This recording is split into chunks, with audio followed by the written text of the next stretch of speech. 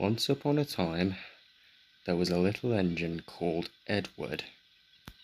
He lived in a shed with 5 other engines. They were all bigger than Edward and boasted about it. The driver won't choose you again. He wants big, strong engines like us. Edward had not been out for a long time, and he began to feel sad. Just then, the driver came along to start work. The driver looked at Edward. "Why are you sad?" he asked. "Would you like to come out today?" "Yes, please," said Edward.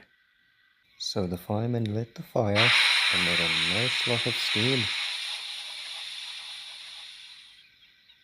Then the driver blew his whistle and Edward puffed away. "Won't choose me again? Well, look at me now." The others were very cross at being left behind. Edward went to the yards to pick up some coaches.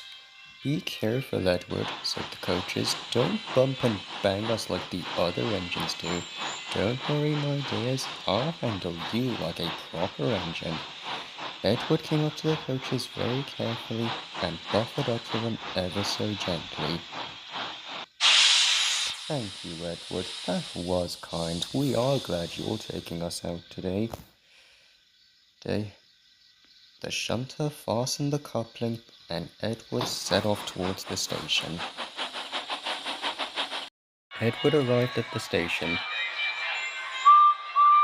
"Get in quickly, please," he said. All the people got in, and Edward waited for the guard to blow his whistle and wave his green flag. But there was no green flag. The driver and fireman asked the station master, "Have you seen the guard?" "Yes, last night." Edward was growing concerned.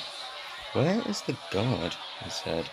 Then the boy shouted, "Look, there he is." But the guard came running in with his flags in one hand and a sandwich in the other. He quickly got in his van, blew his whistle, and waved his green flag. Then Edward set off down the line. Edward really enjoyed his day out.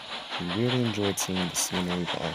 Whenever children would see him pass by, they'd rush up to the fence and wave at him, and Edward would always whistle to them in hello.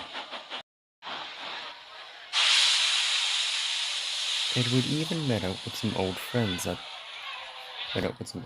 such as the coffee pot engines and the Wellsworth and Sudbury engines. The driver told Edward that he did such a good job today that he promised to take him out again tomorrow. Edward couldn't wait to tell the other engines in the shed that night.